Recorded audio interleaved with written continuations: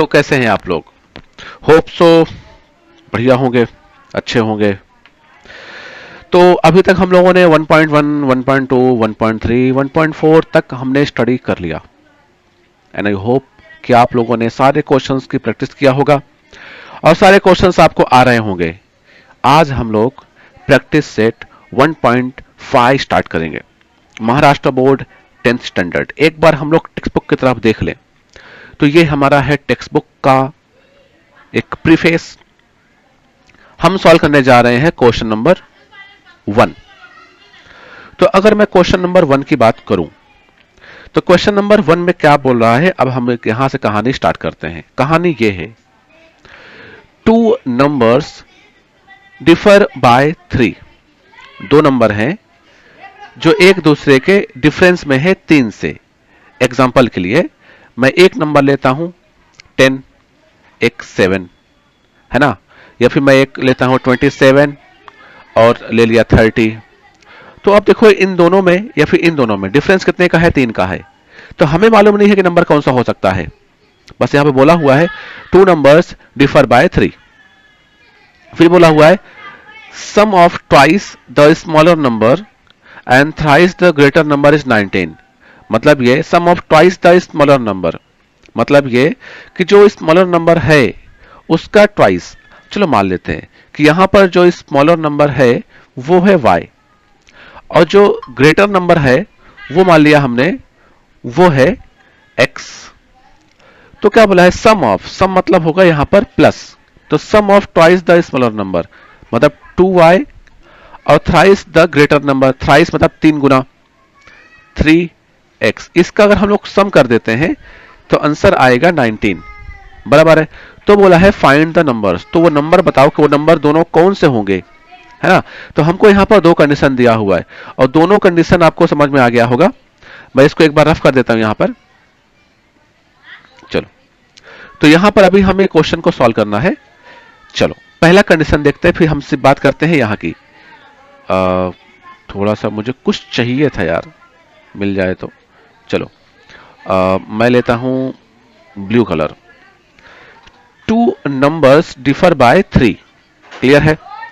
चलो दो नंबर लेते हैं जो डिफरेंस करते हैं 3 से। तो मान लेते हैं यहां पर हम लिखा consider, consider the greater number, the greater, या फिर बिगर लिख सकते हो, the greater number, number is, या इज लिखो या फिर बी लिखो, डिपेंड्स ऑन यू।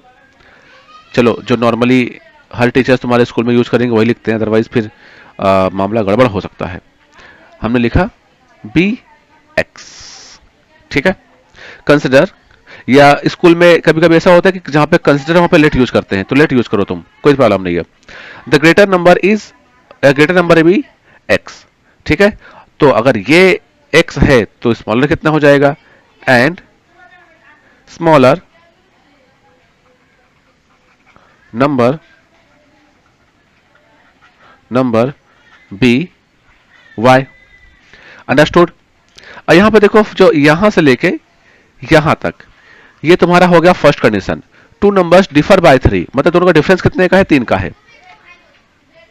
देखो 3 प्लस में आ रहा है तो मतलब बड़े नंबर में से हम लोग माइनस करेंगे छोटे नंबर को। यहां पर बड़ा नंबर क्या है, यहां पर बड़ा नंबर है x और जो छोटा नंबर है वो है y। तो हम लोग क्या करेंगे, bye given first condition, bye given, given first condition, ठीक है। तो हो जाएगा क्या, यहां पे क्या बोला, टू नंबर डिफर बाय 3, वो सेंटेंस लिखेंगे, जो स्टेटमेंट है ना वो स्टेटमेंट हमें यहां पर लिखना है। तो मैं कलर चेंज कर देता हूं, ब्लैक लिखता हूं, तो हो जाएगा two number, number differ by 3, इसलिए हो जाएगा x minus y equal to 3। ये हो गया तुम्हारा फर्स्ट इक्वेशन, ठीक है। अभी अगर हम लोग आगे देखें, यहां तक समझ में आ गया होगा। अगर हम लोग अभी आगे देखें तो यहां पर क्या बोला है, यहां पर जरा देखो, यहां पे क्या बोला है, the sum of twice the smaller number and thrice the greater number, बराबर है। तो हम लोग यहां पे लिखेंगे बाय गिवन, थोड़ा सा मैं इसको अगर आगे बढ़ाऊं, ठीक है, तो यहां पे लिखेंगे हम लोग bye given, bye given second condition. अब सेकेंड कंडीशन में क्या बोल रहा है वो देख लेते हैं। तो यहां पर सेकेंड कंडीशन में बोल रहा है कि that sum of twice the smaller number, तो पूरा जो स्टेटमेंट है वो लिखना पड़ेगा अपने को यहां पर। तो स्टेटमेंट हम लोग लिखें तो the sum of twice the dash dash पे कर देता हूं और रहेगा नंबर इज 19। ठीक है, तो वो सेंटेंस पूरा तुम्हें कंप्लीट करना है, वो लिखना है यहां पे। अब देखो यहां पर जो अगर देखा जाए तो यहां पर ट्वाइस द स्मॉलर नंबर, बराबर है, मतलब अगर देखा जाए तो यहां पर ट्वाइस द, अगर मैं लिखता हूं लिखूं यहां पे ट्वाइस द स्मॉलर नंबर, तो वो हो जाएगा 2i। फिर यहां पर क्या बोला है, थ्राइस, बराबर है। तो अगर मैं थ्राइस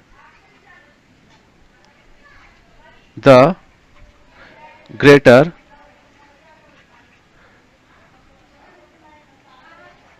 नंबर, यह हो जाएगा तुम्हारा क्या, 3x। अब बोला दोनों का सम होगा, स्टेटमेंट ने क्या बोला, दोनों का सम होगा, तो मतलब यह हो जाएगा 2i plus 3x is equal to कितना हो जाएगा, 19, क्योंकि हमें स्टेटमेंट में बोला है कि दोनों को प्लस करने पर कितना आएगा, 19 आएगा। अब यहां पे देखो 3x हमेशा आगे होता है, तो हम लोग 3x को आगे लिखेंगे और बाकी को पीछे।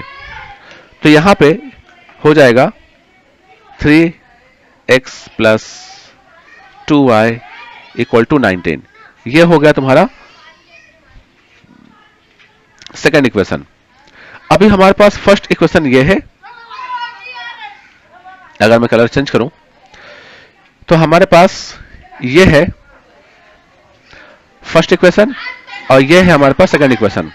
अब दोनों इक्वेशंस को हमें सॉल्व करना है, अंडरस्टूड, और यहां से हमें x और y का वैल्यू फाइंड आउट करना है। तो अगर देखो यहां पे 2y है, यहां पर सिर्फ y है, तो हम लोग अगर फर्स्ट इक्वेशन में 2 से मल्टीप्लाई करते हैं तो 2y हो जाएगा और आराम से हम लोग सॉल्व कर सकते हैं।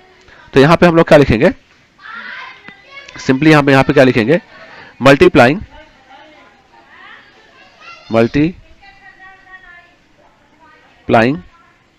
by 2 at both side of first equation। ठीक है, तो दोनों साइड में हम लोग 2 से कर दिया मल्टीप्लाई। तो अगर हम लोग दोनों साइड 2 से मल्टीप्लाई करते हैं तो x minus y equal to 3 है ना, x minus y equal to क्या है, 3 है। तो हम उसको 2 से कर देंगे मल्टीप्लाई, तो हो जाएगा 2x minus 2y equal to कितना दिया है, 3 है ना, हाँ 3, तो हो जाएगा वो 6। तो ये हो जाएगा 6। तो ये हो गया तुम्हारा थर्ड इक्वेशन। अब देखो ये है सेकंड इक्वेशन और ये है थर्ड इक्वेशन, है ना, यहां पे 2y माइनस में, यहां पे 2y प्लस में है। तो अब यहां पे लिखेंगे adding second and third equation, बराबर है। थर्ड एंड सेकंड इक्वेशन को हम लोग प्लस करेंगे, तो जो सेकंड इक्वेशन है वो है 3x plus 2y equal to 19 और ये हो गया 2x minus 2y equal to हो गया कुछ रॉन्ग हो गया क्या, 2x minus 2y equal to हो जाएगा ये 6, ये हो गया 6। ये आया है फ्रॉम सेकेंड और ये आया है फ्रॉम थर्ड। हम दोनों को ऐड कर रहे हैं, बराबर है, दोनों को हम लोग ऐड करेंगे तो यहां पे देखो 2 and 3 हो जाएगा 5x फिर हो जाएगा ये 0, तो मतलब नहीं लिख के 19 एंड 6 हो जाएगा 25। तो यहां पर x इक्वल टू हो जाएगा 25 अपॉन 5, आंसर आएगा 5। तो ये आ गया x का आंसर 5। अभी जो x का वैल्यू है किधर भी पुट कर दो, फर्स्ट सेकेंड थर्ड, जिसमें तुम्हें पुट करना पुट कर दो। तो मैं पुट कर देता हूं, किस में पुट करूं भाई? मैं पुट करता हूं फर्स्ट वाले इक्वेशन में, x minus y equal to 3 में पुट कर देता हूं। तो मैं लिखूंगा यहां पर पुट, मैं लिखूंगा put x equal to 5 in first equation, understood? तो क्या है x minus y equal to है 3 था, कितना था? 3 था। तो x का वैल्यू मैं पुट कर दूंगा 5, तो 5 minus y equal to 3, minus y equal to 3 minus 5, तो -2 minus y, minus minus cut जाएगा, तो y इक्वल टू 2। तो x का वैल्यू आया है 5 और y का वैल्यू आया है 2। तो अगर देखोगे हमने, हालांकि तुमको यहां पे आंसर दिख रहा होगा, बट हम लोग यहां पे देख लेते हैं। हमने जो बिगर नंबर, जो ग्रेटर नंबर था, हमने माना था वो है x, और जो स्मॉलर नंबर हमने उसको माना था y, अंडरस्टूड? तो यहां पर देखा जाए तो हमारा आंसर आ गया। तो यहां पे हम लोग अपना जो आंसर रहेगा वो आंसर को हम लोग यहां पे लिख देंगे। वो आंसर ये हुआ कि hence so therefore the greater number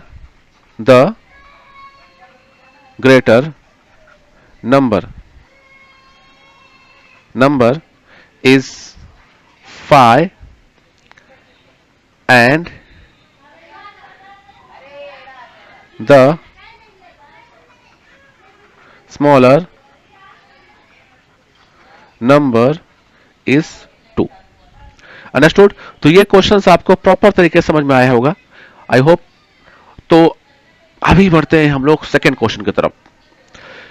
तो अगर मैं यहां पर अब सेकेंड क्वेश्चन की तरफ देखूं तो बहुत आसान है, कसम से बोल रहा हूं यार, मतलब कुछ नहीं है सेकेंड क्वेश्चन में। तो सेकेंड क्वेश्चन को अगर मैं सॉल्व करूं, तो क्या है यहां पर?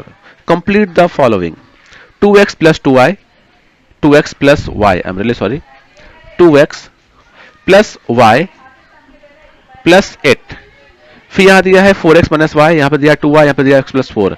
आई एम अ रेक्टेंगल, क्या बोला है? I am a rectangle. फिर बोला है find the values of x and y, फिर बोला है find my perimeter and area. ठीक है, ये हमें इतना चीज बोला हुआ है।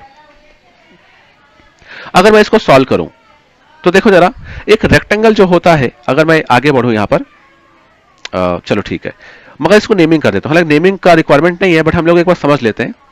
ये है ए, ये है बी, ये है सी और ये है डी। क्लियर है? अगर मैं यहां पर एक चीज देखूं तो एक रेक्टेंगल है, और रेक्टेंगल्स के जो अपोजिट साइड्स होते हैं ना, वो इक्वल होते हैं।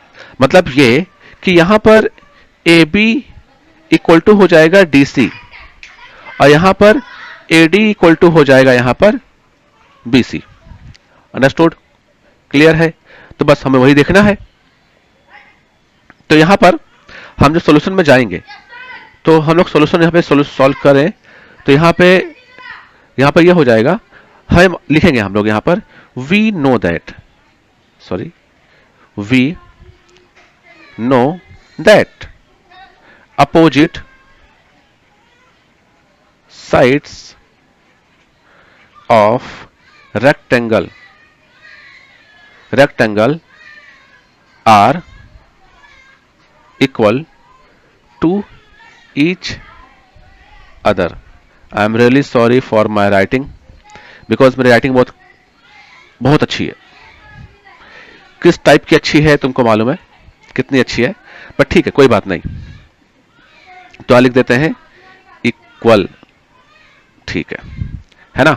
तो इक्वल होते हैं, तो मतलब अब देखो, ये जो साइड है ये वाला, ये इसको इक्वल होगा, बराबर है, और जो ये वाला साइड है वो इसको इक्वल होगा, बराबर है। तो बस यही हमें देखना है। तो हम लोग क्या करेंगे, यहां पर देखो, यहां पर हो जाएगा 4x माइनस वाई, ये इक्वल रहेगा किसके? 2x प्लस वाई प्लस 8 के। ऐसा क्यों हुआ? क्योंकि तुम्हें मालूम होना चाहिए कि अपोजिट साइड्स हमेशा रेक्टेंगल में इक्वल होते हैं। अंडरस्टूड? अगर मैं ये साइड लिखूं तो ये साइड हो जाएगा तुम्हारा x plus 4 equal to 2y। Clear है?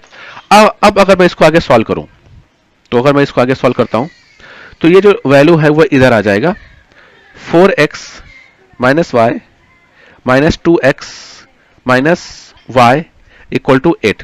अच्छा, साइन क्यों चेंज हुआ?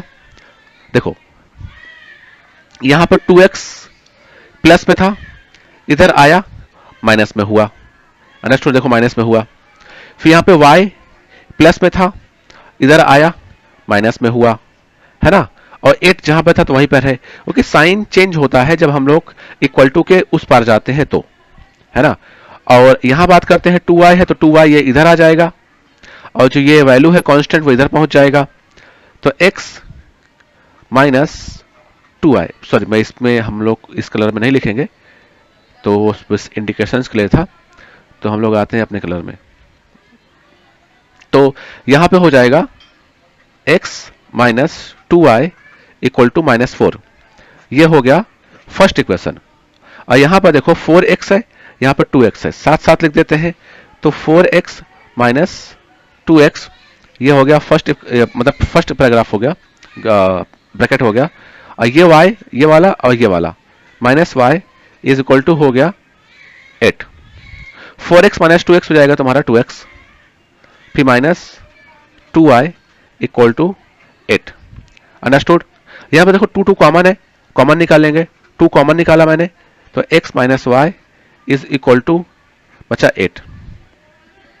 आगे सॉल्व करूंगा तो ये 2 मल्टीप्लाई में है, बराबर है, तो इधर जाएगा तो डिवाइड में होता है, प्लस उधर जाएगा तो माइनस होता है, माइनस गया तो प्लस होता है, ठीक है? और मल्टीप्लाई उधर गया तो डिवाइड होता है, ये तुम्हें मालूम होना चाहिए।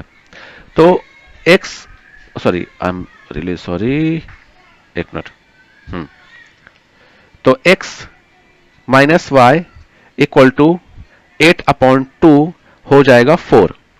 तो x माइनस वाई का आंसर आ गया, ये हो गया सेकेंड। अच्छा, ये हो गया फर्स्ट इक्वेशन, और इसके बाद फिर सॉल्व करना है ये वाला, तो ये हो जाएगा आपका सेकेंड इक्वेशन, ये हो जाएगा सेकेंड इक्वेशन। तो फर्स्ट हो गया और सेकेंड इक्वेशन हो गया।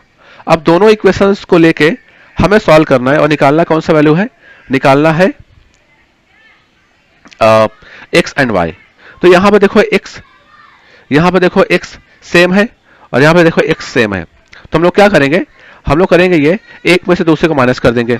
तो यहां पे हम लोग क्या लिखने वाले हैं? लिखेंगे यहां पर, कहां गया? अच्छा, तो हम लोग यहां पे, मैं एक काम करता हूं, कहां पे सॉल्व करूं? चलो, हाँ सॉल्व करता हूं नीचे ही। तो यहां पे हो जाएगा sorry, from first and second equation, बराबर है? तो हमने यहां पे लिखा x minus y equal to 4, और फिर x minus 2y equal to minus 4, जहां तक मुझे मालूम है यही है। हाँ, अब इसको हम लोग क्या कर रहे हैं? सबट्रैक्शन कर रहे हैं। क्या कर रहे हैं? सबट्रैक्शन। तो साइन चेंज होगा, तो ये हो गया माइनस, ये हो गया प्लस, और ये हो गया प्लस।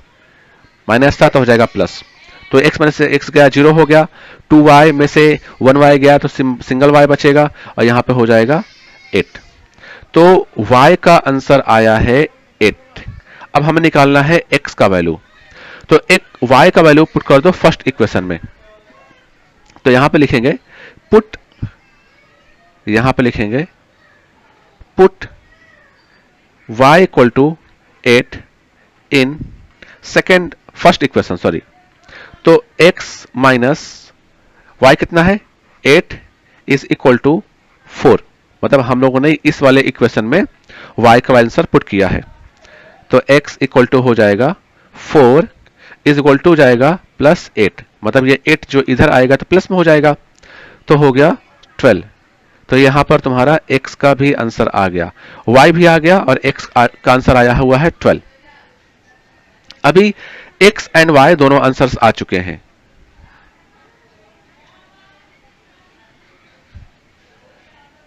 अभी अगर हम लोग अगर सॉल्व करते हैं, अब अगर हम लोग आगे सॉल्व करें तो हमें क्या मिलेगा? अच्छा, अब हम क्वेश्चन से पहले आते हैं यार। क्वेश्चन में अगर हम लोग आएंगे तो find the values of x and y, तो ये हमने सॉल्व कर लिया, हमारे पास एक्स एंड वाई का वैल्यू मिल गया। अब क्या बोला है? Find my perimeter and area, मेरा पेरीमीटर और एरिया निकालो। तो तुम्हें मालूम होगा, तो जो रेक्टेंगल होता है, रेक्टेंगल, उसका जो पेरीमीटर का फॉर्मूला होता है वो 2 इज इक्वल टू 2 ब्रैकेट में एल प्लस बी होता है, मतलब लेंथ प्लस ब्रेथ होता है, बराबर है। और अगर मैं एरिया की बात करूं तो एल इंटू बी होता है, अंडरस्टूड। तो इतना तुम्हें मालूम होगा अच्छे से। तो यहां पर हमें करना क्या है ना, हमें निकालना है भाई कि लेंथ कितना होगा और इसका ब्रेथ कितना होगा, है ना। तो यहां पर जो ब्रेथ है हम लोग मान के चलते हैं कि वो यहां पर 2y और यहां पे x प्लस 4 है। 2y है और क्या है यहां पर x प्लस 4 है। तो अगर देखो, जरा देखो, अगर जो y का मेरा आंसर आया हुआ है, y का जो मेरा आंसर आया है, y का 8 आया हुआ है, ठीक है, y का आंसर आया हुआ है 8। तो अगर मैं यहां का ब्रेथ निकालूं तो 2 इंटू 8 कर देता हूं तो हो जाएगा 16। और अगर मैं यहां पे सॉल्व करके निकालता हूं इसका ब्रेथ, तो x आया है 12, 12 प्लस 4 इक्वल टू 16। मतलब चाहे तुम इसको सॉल्व करो और चाहे तुम ये साइड सॉल्व करो, आंसर सेम आएगा। आंसर क्यों सेम आएगा? क्योंकि रेक्टेंगल के अपोजिट साइड्स इक्वल होते हैं, तो ये और इसका अपोजिट हो गया ये, तो दोनों क्या होंगे? एक दूसरे को इक्वल होना चाहिए, है ना। तो हमें निकालना क्या है? लेंथ एंड ब्रेथ निकालना है। तो बस आना है यहां पर। आप देखो आगे का सॉल्व करें तो यहां पर हम लोग क्या लिखेंगे? देखो हम लोग यहां पर लिखेंगे ब्रेथ,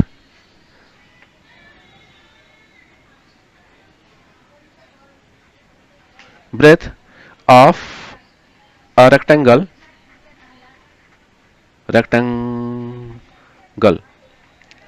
is 2y और क्या, और x plus 4, depends on you कि तुम किसको ले रहे हो, 2y या फिर x प्लस 4 को, ठीक है। तो इसलिए इसलिए क्या हो जाएगा? b is equal to 2y, है ना। अब सॉल्व कर लेते हैं। तो 2 इंटू वाई कितना है? 8 था, हमने सॉल्व किया, आ गया 16, अंडरस्टूड। कितना आ गया? 16। तो हमें यहां पर b मिल गया, हमें यहां पर b मिल गया। अब हमें क्या निकालना है? अब निकालना हमें लेंथ। एक और न्यू पेज लेते हैं। अब देखो यहां पर हमने क्या लिया? b ले लिया। अब क्या लिखेंगे? Length, sorry LNGST, length of a given rectangle is.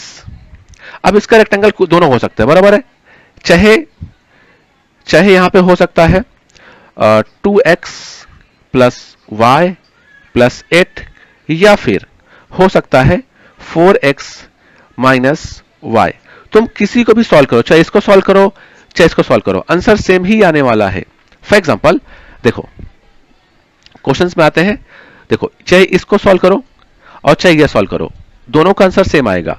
तो किसी एक को लेकर तुम सॉल्व कर लो तो तुम्हें लेंथ मिल जाएगा। तो यहां पर अगर मैं लेंथ सॉल्व करूं तो लेंथ के लिए हो जाएगा, सो L इक्वल टू हो जाएगा, मैं लेता हूं 2x प्लस वाई प्लस 8। तुम दूसरे वाले को भी ले सकते हो। तो 2 इंटू एक्स का वैल्यू कितना था? 12 था, प्लस y कितना था?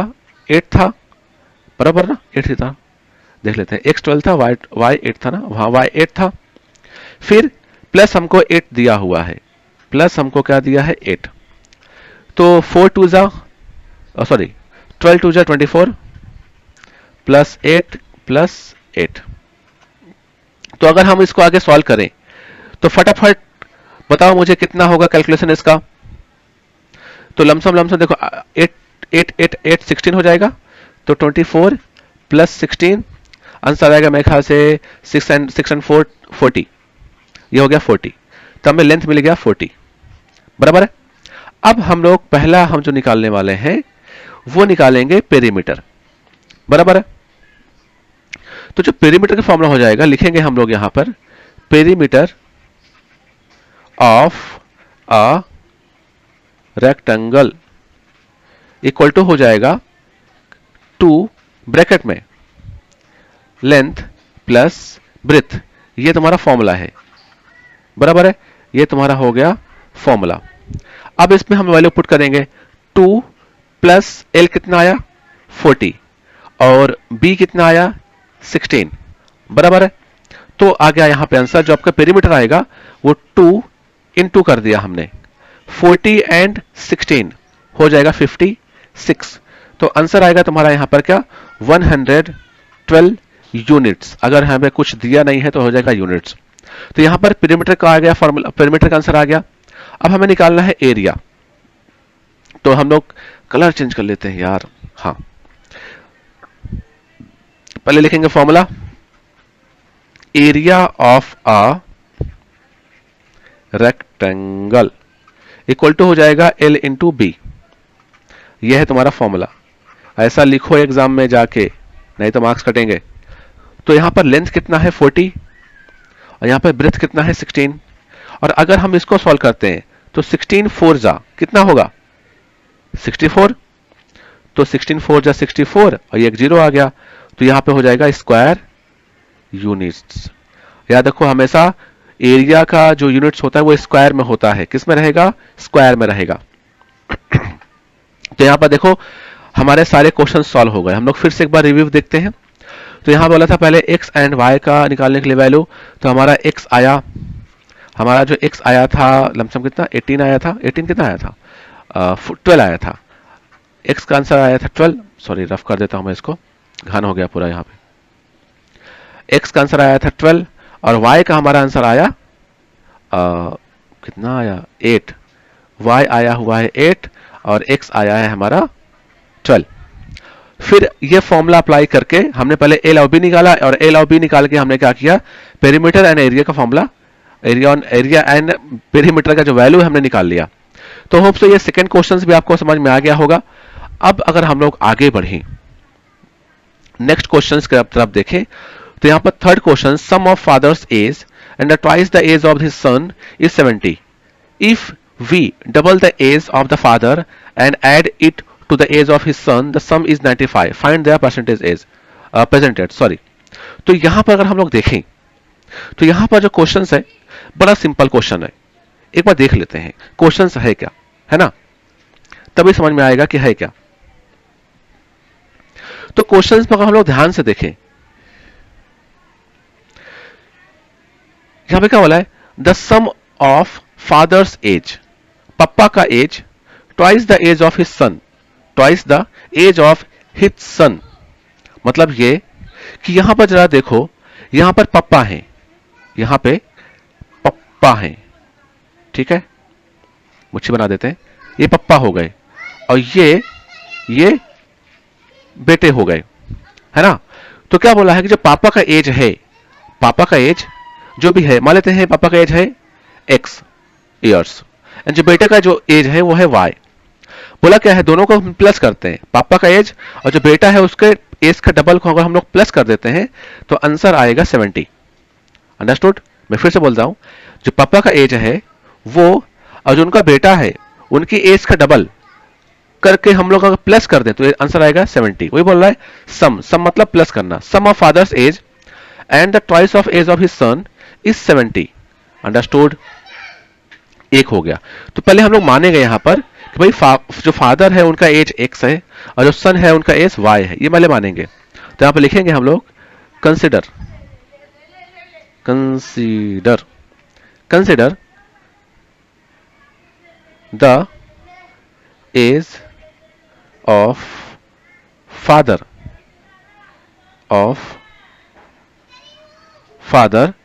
बी x and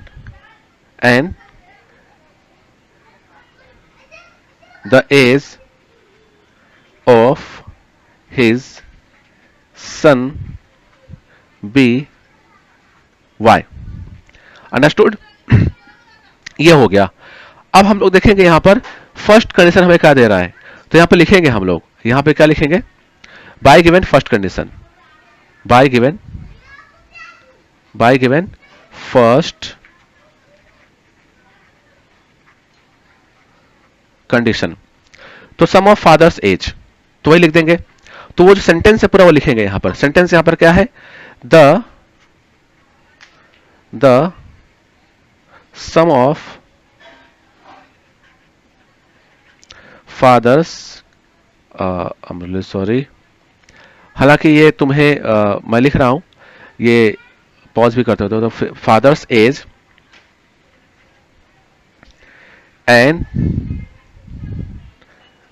ट्वाइस, मैं डाइजेस्ट कर देता हूं, आगे लिख देता हूं इज 70। ठीक है, तुम समझ जाना कि मतलब यहां से लेके पूरे यहां तक तुम्हें लाइन लिखना है। ठीक है, तो यहां पर हम लोग अगर देखा जाए तो यहां पे हो जाएगा x plus 2y equal to हो गया 70। ये हो गया हमारा फर्स्ट इक्वेशन।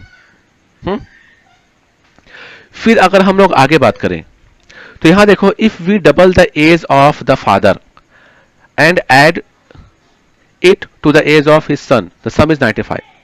मतलब अब यहां पर उल्टा हो गया, टिट फॉर टैट हुआ। टिट फॉर टैट क्या हो गया, यहां पर देखो कि अब हम लोग क्या कर रहे हैं, फर्स्ट कंडीशन में हमने क्या किया कि बेटे की एज को डबल करके फादर की जो करंट एज है हमने उस पर प्लस कर दिया। लेकिन अभी हम लोग क्या करने वाले हैं कि उसका उल्टा करने वाले हैं, फादर की एज को डबल करके, फादर की एज हमने डबल किया और उसको हमने बेटे की जो करंट एज है उसमें प्लस कर दिया, तो आंसर आ रहा है 95। अंडरस्टूड, बस वही कंडीशन हो गया। तो यहां पे हम लोग लिखने वाले हैं, क्या लिखेंगे, बाय गिवन सेकेंड कंडीशन, बराबर है, बाय गिवन सेकेंड कंडीशन। अब देखो जो स्टेटमेंट है यार वो तुम लिख लेना, यहां पर स्टेटमेंट क्या हो जाएगा, if we double dash dash कर देता हूं मैं, कहां तक, इज 95 तक तुम्हें लिख लेना है। अंडरस्टूड। अब इसको अगर मैं आगे लिखूं तो ये हो जाएगा 2x plus y equal to 95। अब हमें इसको प्लस करना है, मतलब सॉरी इसको प्लस नहीं करना, ये हो गया सेकंड इक्वेशन। अब हमें इसको सॉल्व करना है, अब हमें इसको सॉल्व करना है, फर्स्ट और सेकंड क्वेश्चंस को, इक्वेशंस को देखकर हमें सॉल्व करना है और हमें यहां पर वैल्यू निकालना है ना। तो अगर यहां पर अगर देखोगे ये जो क्वेश्चन है, हालांकि इसको तुम डायरेक्टली सॉल्व कर सकते हो, यहां पर तुम 2 से कर दो मल्टीप्लाई, है ना, 2 से कर दो मल्टीप्लाई, तो फिर एक बनेगा इक्वेशन, फिर सॉल्व कर लो। लेकिन अगर तुम्हें ऐसे नहीं करना है तो तुम्हारे पास एक कंडीशन देखो ये भी है, x के साथ 1 है तो ये हो गया y के साथ में, और यहां पर देखो y के साथ में 2 है तो ये हो गया x के साथ में 2। तो यहां पर देखो नंबर इंटरचेंज हो रहा है। अगर तुमने जो 1.1 है, 1.1 का सेकंड का 7th और 8th क्वेश्चन देखो, कुछ ऐसा ही है, मतलब ऐसा होगा ax plus b y equal to, अगर तुमको दिया है c, तो सेकंड जो इक्वेशन बनेगा वहां पर ऐसा हो जाएगा कि b x plus a y equal to हो जाएगा डी, है ना। तो जो x के साथ a था वो b के साथ हो जाएगा, सॉरी जो y के साथ हो जाएगा वो, बराबर है, और जो b y के साथ में है वो सेकंड इक्वेशन में x के साथ में हो जाएगा, वही यहां पर हुआ है। तो ऐसे क्वेश्चंस को सॉल्व करने के लिए सिंपल सा स्टेप होता है कि एक बार प्लस करो और एक बार सब्ट्रैक्ट करो। सॉरी, तो हम देखेंगे यहां पर, एक बार ऐड करते हैं, तो यहां पर लिखेंगे adding first and second equation, है ना। तो हो जाएगा यहां पर क्या, x plus 2y equal to 70, फिर यहां पे हो जाएगा 2x plus y equal to 95। हम इसको ऐड कर रहे हैं, बराबर है, ये आया हुआ है, एक मिनट, ये आया हुआ है फ्रॉम 1 और ये आया है फ्रॉम सेकंड। इसको ऐड करेंगे तो 2x और प्लस x हो जाएगा तुम्हारा 3x, फिर प्लस 3y इक्वल टू हो जाएगा 165। देखो 5 0 5 9 एंड 17, 9 1 हो गया 16, 9 1 10 और 6 16, तो ये आ गया आंसर ये। अब यहाँ पे देखो 3 कॉमन है, बराबर है, 3 कॉमन ना, तो हम क्या करेंगे यहाँ पे 3 कॉमन निकालेंगे, 3 हमने निकाल लिया बाहर, तो x plus y equal to हो जाएगा 165, और जो ये 3 है ये यहां पे आ जाएगा, तो x plus y equal to 165 और यहां पे हमने कर दिया 3। तो अगर हम लोग इसको डिवाइड करेंगे तो आंसर आएगा यहाँ पर देखो 55 समथिंग आंसर आएगा। अब हम लोग डिवाइड कर लेते हैं ना, क्या दिक्कत है, घाई क्यों कर रहे हैं हम लोग। अब देखो 3 5 15, यहां पे बचा कैरी 1, आगे जाएगा, हो गया ये 15, तो 3 5 15 वापस आ गया और 3 1 3, तो 55 यहां पर आंसर आया x प्लस वाई। अंडरस्टूड। तो x plus y equal to आ गया 15, ये हो गया हमारा थर्ड इक्वेशन। अब हम लोग क्या करने वाले हैं, सब्ट्रैक्शन। अब हम करेंगे सब्ट्रैक्शन, है ना। तो यहां पर लिखेंगे सब्ट्रैक्टिंग subtracting 1 from second, है ना। 1 from second हम लोग करने वाले हैं। तो 1 क्या है, एक बार देख लेते हैं। 1 है x plus 2y equal to 70, बराबर है, यहीं पे दिख रहा है ना अपने को, ये देखो ये वाला। और दूसरा क्या है 2x प्लस वाई 95, तो यहां पे हो जाएगा 2x प्लस वाई 95, और हम करने वाले हैं सब्ट्रैक्शन। और तुम्हें मालूम होगा कि जब हम लोग सब्ट्रैक्शन करते हैं साइन चेंज होती है, 2x का हो जाएगा माइनस में, y का हो जाएगा माइनस में, 95 का हो जाएगा माइनस में। वापस हम लोग सॉल्व करने जाते हैं, तो 2x में से x गया तो आएगा माइनस x, और ये प्लस y, बिकॉज 2y में से y गया, माइनस प्लस y बचेगा बिकॉज 2y है, और इक्वल टू हो जाएगा माइनस 25। अंडरस्टूड। तो अगर यहां पे अगर देखोगे, यहां पर देखो समथिंग कुछ तो दिखेगा तुमको। अब मैं अगर इसको इक्वेशन नंबर डाल देता हूं 4, तो यहां पर देखो x प्लस में है, यहां पर x माइनस में है, दोनों को ऐड कर देंगे। तो यहां पर लिखेंगे एडिंग थर्ड एंड फोर्थ, तो यहां पे आंसर आ जाएगा तुम्हारा, चलो पहले ऐड कर लेते हैं ना यार, काहे इतना घाई कर रहे हैं हम लोग। तो यहां पर x plus y equal to 55, और यहां पे हो जाएगा minus x plus y equal to minus 25, हमने ऐड किया यहां पर। तो अब हम इसको अगर सॉल्व करें, आगे सॉल्व करें, तो ये हो जाएगा 0 प्लस 2y, और यहां पर बचेगा लमसम लमसम कितना बचेगा, तुम बताओ कितना बचेगा, फटाफट बताओ। तो बचेगा लमसम यहां पर होप सो 30, तो यहां पर y इक्वल टू हो जाएगा 30 अपॉन 2 आएगा 15। तो यहां पर जो y का आंसर आया है 15, कैसे आया 15, ये 2y था, 2 वहां पे गया, तो 30 अपॉन 2, इसको कट करेंगे, देखो 2 1 2, यहां पे आ जाएगा 1, और 1 यहां पे गया तो 10 हो गया। अगर तुम्हें नहीं आता है तो डिवाइड कर लो, देखो ये 30 है, 2 है, 2 1 2 1 आया, 0 हुआ, 2 5 10, बराबर 0 0, ये y का आंसर आ गया 15। अब जो y का आंसर है मैं इस पे पुट करता हूं, किसमें, फोर्थ वाले में, ये फोर्थ वाला यहां पर है, मैं इस पे पुट करता हूं। तो इस पे पुट करूंगा तो आंसर क्या मिलेगा मुझे, आंसर मिलेगा y का। तो मैं इसको अगर सॉल्व करता हूं यहां पर, तो यहां पे लिखेंगे put y equal to 15 in fourth, तो हो जाएगा minus x plus 15 is equal to minus 25, तो minus x equal to minus 25 minus 15, because ये जो ये है, ये जो 15 है जब इधर जाएगा तो प्लस है तो माइनस में हो जाएगा, ठीक है, तो हो गया माइनस में। तो अब आगे हम सॉल्व करेंगे, तो minus x equal to minus 40, because 5 and 5 हो गया 10, 0 आया, कैरी 1 हुआ 1, 1 एंड 2 हो गया 3 और 1 4, 40 हो गया।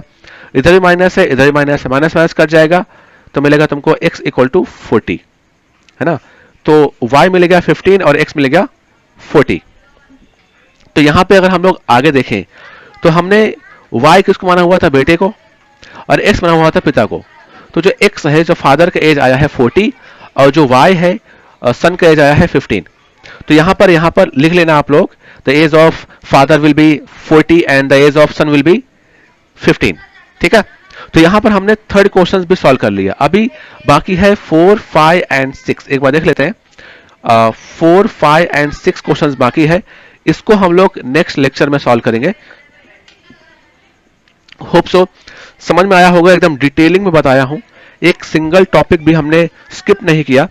कहीं पर भी किसी भी कॉन्सेप्ट में कोई डाउट रह गया है ना, मुझे कमेंट में बताओ, हम लोग उसका आंसर फिर से करेंगे, हम लोग फिर से उसको रिवाइव करेंगे। तो इसको एक बार नहीं 2 बार देखो, अगर नहीं समझा तो फिर से देखो और डिटेलिंग में इसको पढ़ो, और जहां ना समझा हो फिर से पूछो। और अगर अच्छा लगा है वीडियो तो अपने दोस्तों के साथ शेयर करो, बिकॉज मैं चाहता हूं कि यार मैथ का एक हवा बना दिए हैं लोग, मैथ बहुत हार्ड है, बहुत हार्ड है। मैथ हार्ड नहीं है, बिकॉज इसमें तो याद भी नहीं करना होता। मैं तो बोलता हूं ये हिस्ट्री से एंड सिविक्स से भी आसान होता है, इजी होता है, बिकॉज उसमें कितना याद करना होता है। इसमें याद भी नहीं करना होता, आपका 2-4 कॉन्सेप्ट क्लियर हुआ, हो गया तुम्हारा चैप्टर पूरा खत्म, है ना। तो इसलिए आसानी से पढ़ो, बहुत आसान है, आप कर सकते हो और आप अच्छा कर भी रहे हो। बिकॉज अगर एट द एंड तक तुम वीडियो तुमने देखा है, मतलब तुम कर सकते हो, बिकॉज आप एंड तक वीडियो देखे हो, है ना। तो keep it up. Thank you so much for watching my video. अपनों के साथ रहें, सुरक्षित रहें, हम फिर से मिलेंगे। Thank you so much and हाँ, वीडियो को शेयर करना ना भूलें। Thank you so much.